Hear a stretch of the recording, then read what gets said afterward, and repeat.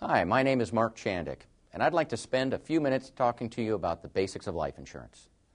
The purchase of life insurance may be one of the most important decisions you ever make in your financial life. However, it's a decision that most of us will put off until something happens that hits close to home. That's really not too surprising, since we all have a built-in mechanism that avoids thinking about death. But that kind of procrastination can be devastating to a family or business. Let me explain.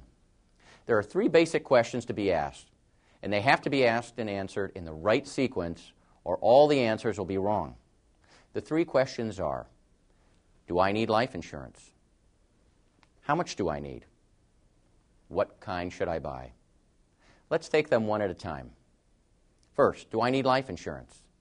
The quick and easy answer is that if someone will suffer financially when you die, you need life insurance.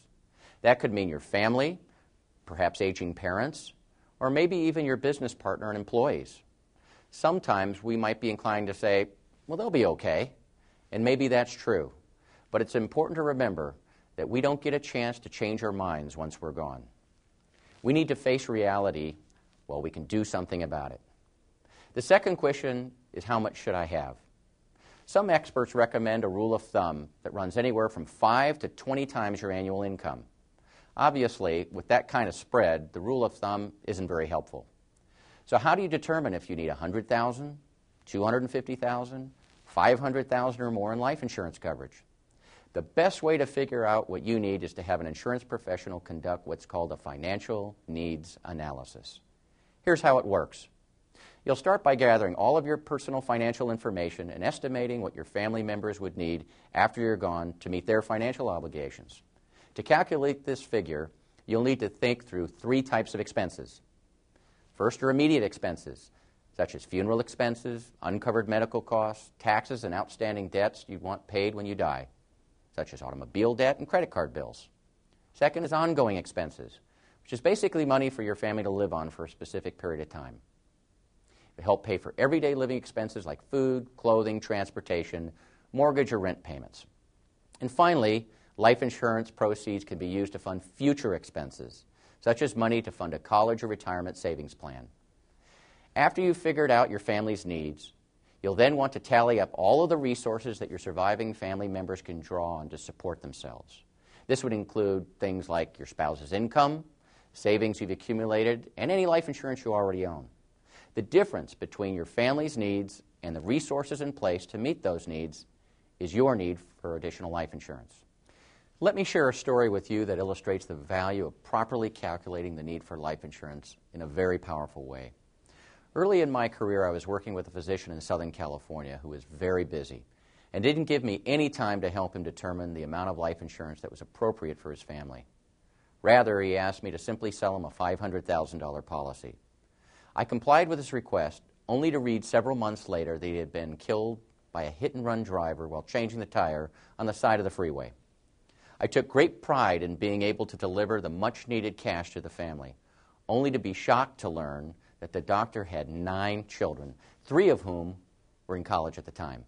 I distinctly remember sitting in a room with his wife and all of his children when they collectively asked me, "Is this all there is?"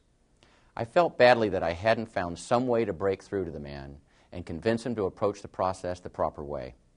I vowed never again to shortcut the process and to always calculate the real need for life insurance. I never have shortcut the process since, and you shouldn't either. There are no do-overs with life insurance.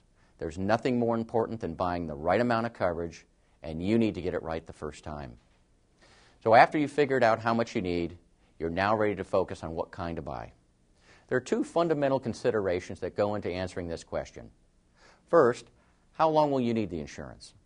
And second, how much money do you have in your budget for this expense? The how long you need it question will help you decide if you want term insurance or permanent insurance. Term insurance lasts for a specified period of time, say 5 years or 10, 20, or maybe even 30 years. If your only need is for funds to pay off a 20-year mortgage at your death, a 20-year term policy would probably be the answer for you. Or if you're concerned about providing funds to take care of your aging parents in their later years, a 5 or 10-year term policy might do the job. The shorter the period of time the policy lasts, the lower the premium. But once the term period is over, you'll have to pay a considerably higher price to maintain it if you want to do so. And you may well have to take another insurance physical to qualify all over again. That means your health must still be good and that you haven't taken up piloting, skydiving, or vehicle racing. Declining health or a dangerous job or hobby can significantly increase the cost of insurance and sometimes can make coverage unaffordable or even unavailable. That leads me to the second kind of insurance, permanent insurance. Permanent insurance is what the name implies. It's with you for life, no matter how old you are when you die. The premiums are projected to remain level over your lifetime, and in some cases can be designed to stop at retirement while your coverage remains in force for life. Permanent policies build a cash surrender value that is available if needed in the event of emergencies, opportunities, or college for the kids. Of course, these benefits come with a price. The initial premium for permanent insurance is 3 to 10 times higher than it is for an equivalent amount of term insurance. So if your budget is limited, be sure you buy as much as you need, even if it's all term insurance. But if you have some room in your budget, it usually makes sense to include some permanent insurance in your program. And as time goes on, it will probably make sense to convert some of your term insurance to permanent insurance. You know, one of the biggest mistakes I see my clients make is underestimating how long they'll need life insurance. This was painfully true immediately for many after the dot-com bubble burst in 2000. All of a sudden, you had people who experienced a significant loss in their retirement assets, and they were no longer able to retire on time. Life insurance fills the financial gap that exists between your financial needs and your financial realities. The fact that people had to work additional years necessitated owning life insurance for a longer period of time, and many were caught unprepared. By owning both types of life insurance, term and permanent, you're better prepared for the unexpected things that happen in life. Let's face it, our financial lives never go as smoothly as the financial press would have us believe. So far, we've looked at life insurance from the context of your personal needs. However, life insurance is a tool that is also utilized by almost every small business in America. Businesses, especially smaller, closely held businesses, utilize life insurance to protect their companies in case of the premature death of an active owner. Life insurance is used to purchase a deceased partner's interest and provide an income stream to the surviving family. Life insurance also may be left to the company to provide a financial cushion to the company in the case of a loss of an active owner or key employee. Life insurance is also utilized to provide cash to equalize the inheritance of a family, where only one of the children inherits the company. And finally, to provide cash to pay federal estate tax, so that the company doesn't have to be sold to pay the tax liability. These uses of life insurance keep businesses in business, families financially secure, and Americans employed. So there you have it.